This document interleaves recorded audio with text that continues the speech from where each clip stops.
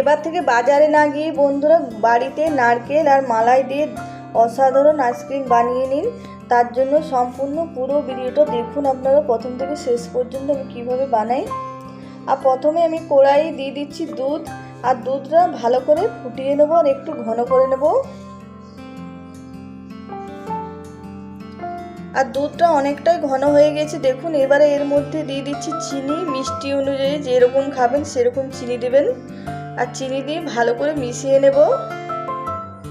আর এখানে নিয়েছি আমুল দুধ, আর গরম দুধ দিয়ে ভালো করে গুলে নেব। আর এই আমুল দুধ দিলে আইসক্রিমের টেস্ট দ্বিগুণ হয় বন্ধুরা, অবশ্যই আমুল দুধ দেবেন।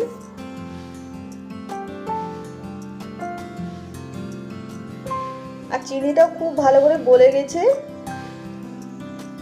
আর এখানে নিয়েছি দেখুন দুধের মালাই। আর এই দুধের মালাইটা কিন্তু আমি বাড়িতেই রেখেছি।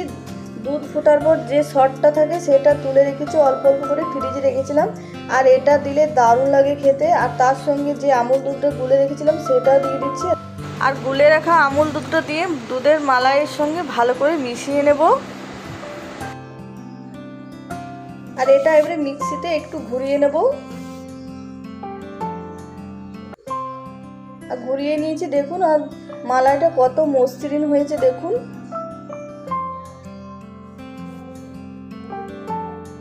আর এবারে এর মধ্যে দিয়ে দিচ্ছি নারকেল। এখানে শুকনো নারকেল আমি ব্যবহার করেছি গুঁড়ি।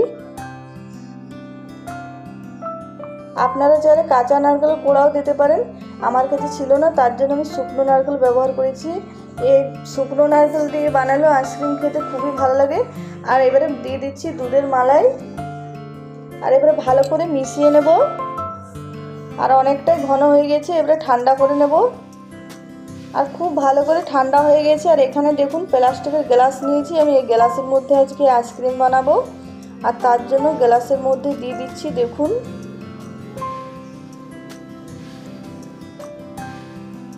আর এখানে ছোট ছোট প্লাস্টিক কেটে নিয়েছি। আর এবারে প্লাস্টিক দিয়ে ভালো করে রবার দিয়ে মুড়ে নেব।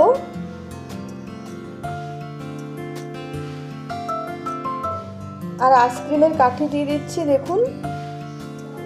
একইভাবে সবগুলোই বানিয়ে নিলাম। এবারে এটা ডিপ ফ্রিজে রেখে দেবো 7 থেকে 8 ঘন্টা মতন। 7 থেকে 8 ঘন্টা মতন রেখে দিলে আইসক্রিম হয়ে যাবে।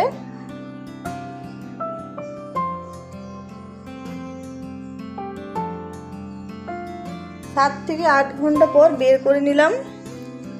এবারে আপনাদেরকে দেখাবো আইসক্রিমটা কেমন হয়েছে।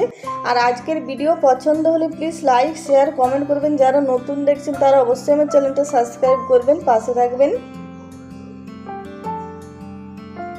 আর আমি গ্লাসগুলো কেটে নিচ্ছি, কেটে নেব তাহলে ভালো বের হবে আইসক্রিমটা।